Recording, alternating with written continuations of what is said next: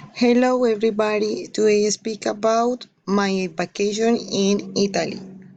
I'll start in the International Airport Leonardo da Vinci is a small comparison and other airports. After check my passport, custom take a bus on direction of hotel. I see many people of different cultures, and I like because the interaction of other cultures.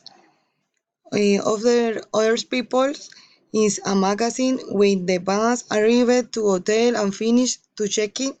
I go to a street and discover the city at least beautiful. The supermarket, house, schools, banks, coffee shops, factories, station of bus, and all is clean and organized.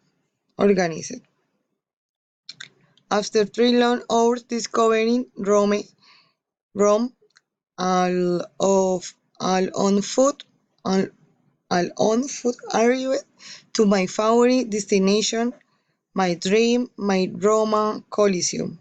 Believe it, my is og.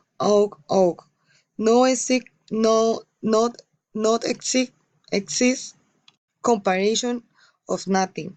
After this explication, I got to buy a ticket, and the personnel of Coliseum give me a map, the chairs, gap jacket because the climate change at any moment. It's funny because all day is hot.